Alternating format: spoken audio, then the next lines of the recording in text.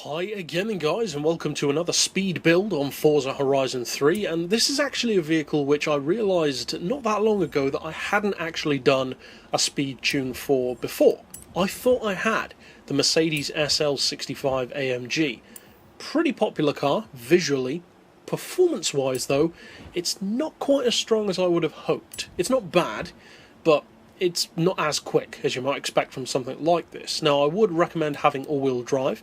As you can see with the stock drivetrain of rear-wheel drive, the top speed, according to the benchmark, is much higher. But it's actually not, because if you look and compare it, 252, and then compare it to my all-wheel drive, 253, when it finally loads. So it's actually not faster. But if you want to have all-wheel drive or want to have rear-wheel drive, of course, either way it's totally down to you.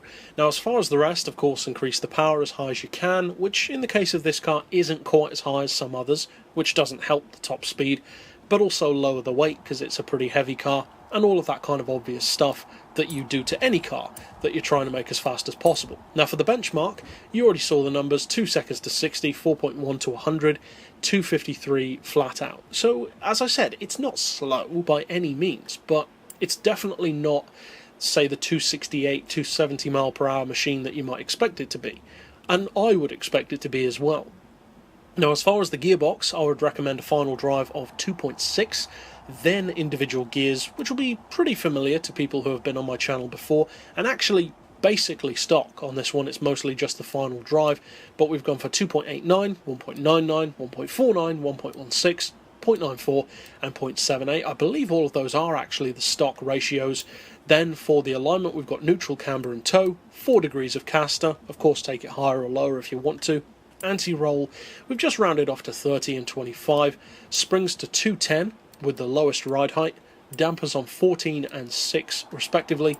Aero of course does not apply, and for the diff we've got 100% on acceleration, 0 on decel, and for this particular car a 70% split to the rear. Now, for manoeuvrability, especially for higher speed cornering, you might want to go more towards 80% or even higher, but of course this isn't about cornering, it's just about straight line speed. So with that being said, let's see what it can do. Now, overall this car definitely isn't slow, but it would have also benefited from, say, that 1200 horsepower V10 or even the 1500 horsepower V12. They could have quite easily got it up around 265, 270 even. But as is, it's definitely not a slow car by any means.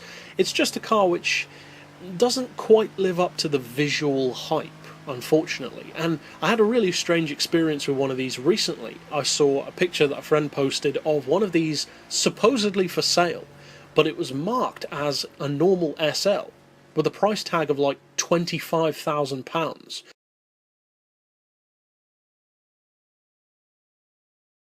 So I have no idea what was going on there. Either it was a really good replica, because it looked exactly like this car, or the person selling it didn't have a clue what they were doing, because an SL65 black would not sell for 25 grand anytime soon, but even a normal SL that has been made to look like one still wouldn't be worth 25 grand.